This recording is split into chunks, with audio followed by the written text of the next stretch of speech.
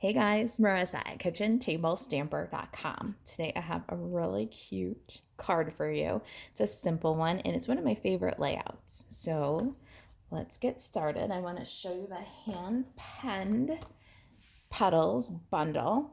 It consists of the hand-penned petals stamp set and the gorgeous penned flowers dies. This is just such a neat die set, and I can't wait to unpack some of the awesome things that it does. We're going to start right now with one of these little outline dies. You'll notice that the dies cut the images, so these two florals, but there's also a fun scallop border, some little flower accents that cut out, and then leaves, so you can cut accent pieces that coordinate beautifully.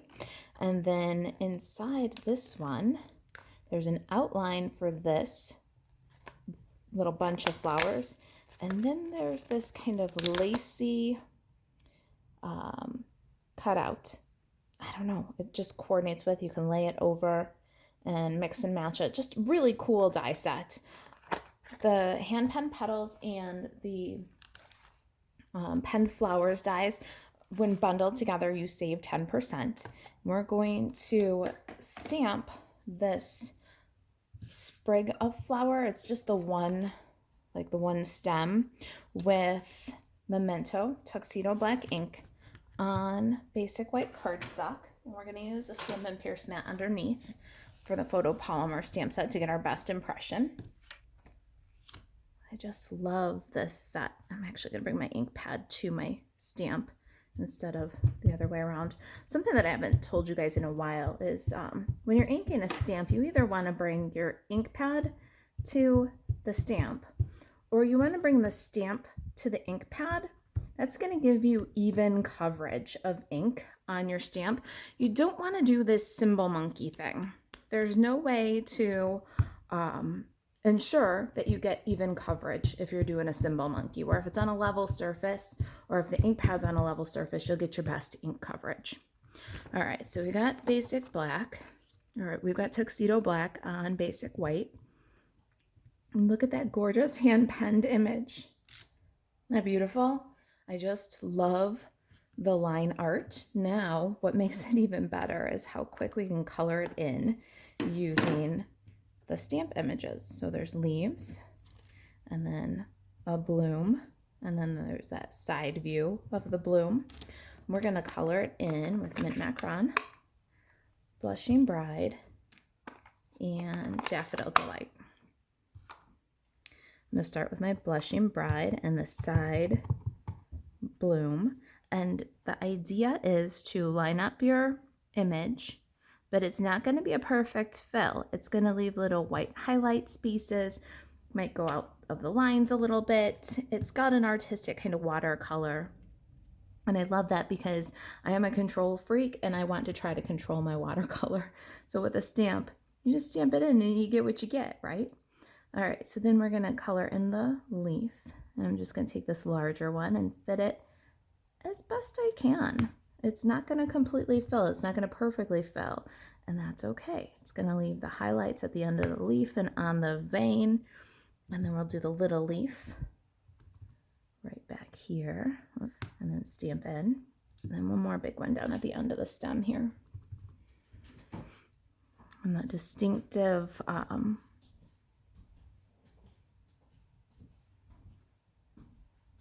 we'll go this way. That distinctive, I don't know, texture in the stamp leaves you with lighter highlights, darker shadows, and then the white. It looks really natural if you just roll with it. Now we're going to fill our bloom with Daffodil Delight. And the fun part is that's it.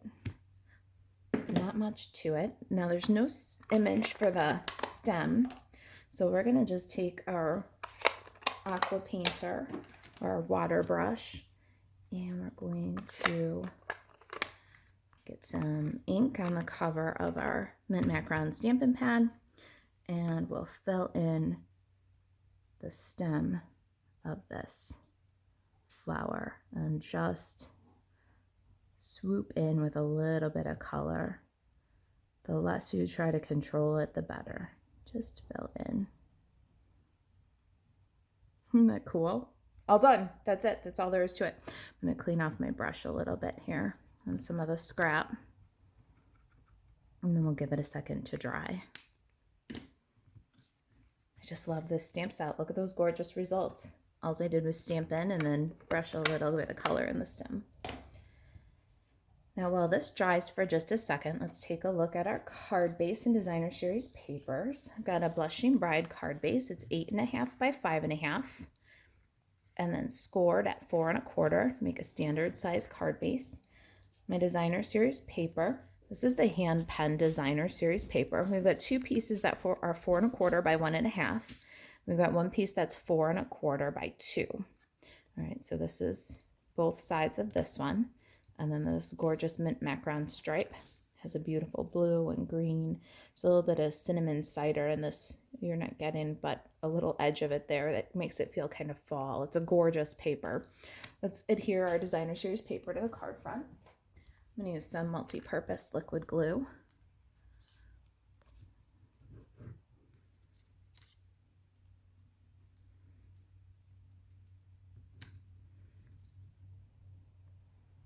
I love this layout. It's kind of a go-to layout. Just toggle the two more narrow strips and then come in with a wider strip over the top.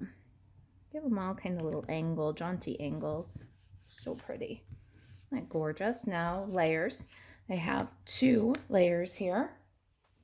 Both are die cut ahead of time. I did the 2 1/8 inch circle. This is a smooth circle from the Layering Circles dies. And that's basic white. And then I've got my favorite, this kind of mid-size swoopy square.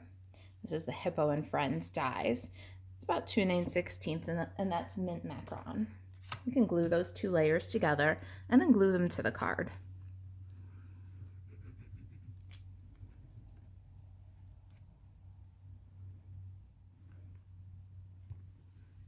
Isn't that beautiful? All right, let's talk about my little tag here. I haven't made a die chart for this one yet, so let me just grab the dies. Of course, they're not all here because I've been using them like crazy.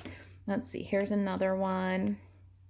Here's another one. They're kind of everywhere. This is, here's one of the reinforcers. This is brand new. This is called a Tailor Made Tags dies, and you bet I won't be putting this one down. We're going to take the smallest one with the clipped corner. There's 4 sizes, and then there's 4 sizes of this kind of round top with the ticket corners, and there's 2 different reinforcers, one for the round hole on these tags, and then this one is like a D-ring shape. Let's get that guy out of there. We're going to do a quick bit of die cutting with those. I want you to see this in action because it is definitely a die set that's worth the investment. You'll use it forever. Let me bring in my little Stampin' Cut and Emboss machine here. And we're going to do some mighty die cutting with it. We are going to die cut our flower and our tag all in one pass. So let's just get that guy set up. I love this. It is a mighty little machine and it takes up just the tiniest little footprint. So it is a really good, it's the best wingman. This is your best buddy here. You want the edge of the inner edge of the die to touch the outer line with Stampin' Up dies. So just line that guy up and pop it through. You want to engage the handle on this machine first, then move your hand to the top of the machine and then crank through.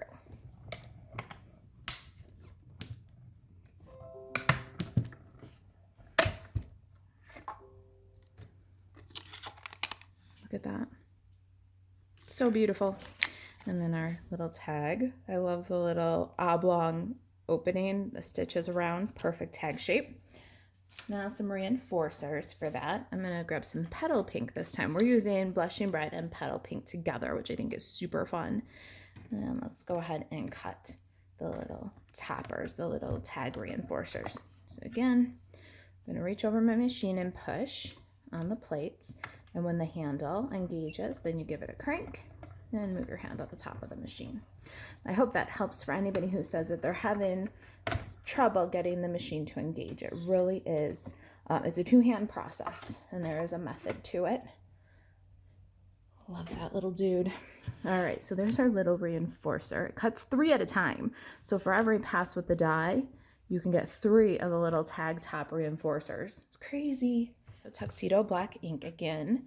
I love this sentiment. It says anything is possible.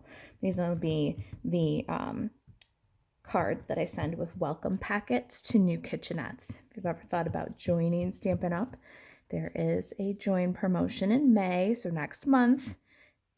Keep an eye out for a special. We love new kitchenettes, and this is the card that we're going to send to new kitchenettes. Anything is possible.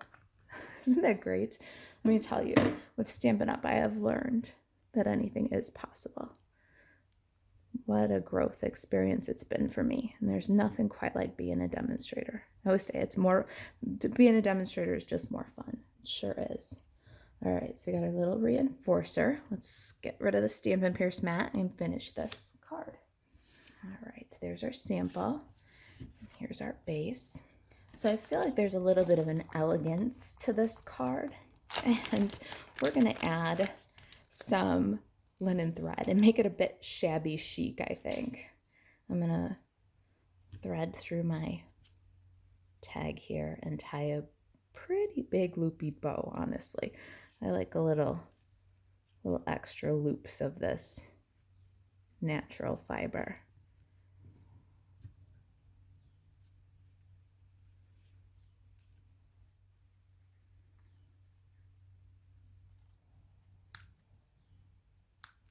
All right, there's our tag. Now I'm going to do another kind of little surprising move here, I think. I'm going to bring my tag to my flower, and I'm actually going to adhere the tag to the flower first.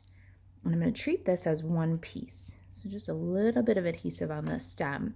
We can really secure it when we adhere to the card.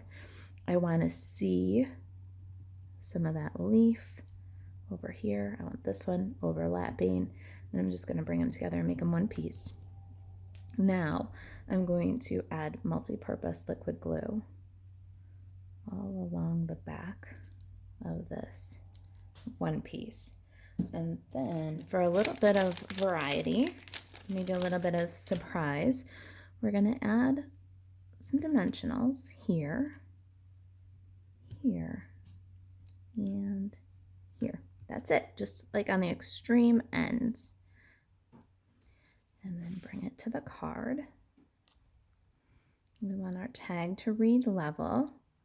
We're going to glue down where it's with multi-purpose liquid glue. And then here at the ends and here at the end, it lifts. So you'll see you've got a little bit of lift and a little bit of lift, but the rest is flat. Now, are you ready for this? I love these. These are the Genial Gems. We, in pre-order, we get our hands on things first as demonstrators, but there are limits sometimes to how much we can order. And I have been saving on every single one of these. They're so gorgeous. All right, this Genial Gems is, I believe, mint macaron and pale papaya. And here, and they've got a gorgeous gold fleck in them and awesome light reflection off of the facets. This is the pale papaya one. You can definitely see the reflection. I don't know if the camera's picking up the glitter inside the embellishment, but they are gold glitter inside. So for this one, we're going to go with the little mint macaron guy, a larger and a smaller one. There's 2 sizes in this pack. Just add a little bit of sparkle to further underscore the chic part of our shabby chic anything is possible card. All right, so there's mint macaron and pale papaya. I think both are absolutely gorgeous. If you've got any questions about the project, about joining Stampin' Up, about anything that I can do to help you stay crafty, email marisa@kitchentablestamper.com. To shop Stampin' Up 24/7, buzz over to marisaalvarez.stampinup.net. And the hand-penned bundle, hand-penned petals bundle will be available to order starting May 4th. or you can get it right now in your starter kit. However, I recommend you wait till May and check out the join promotion that's coming. All right, you guys, reach out if I can do anything to help you stay crafty. Thanks for watching.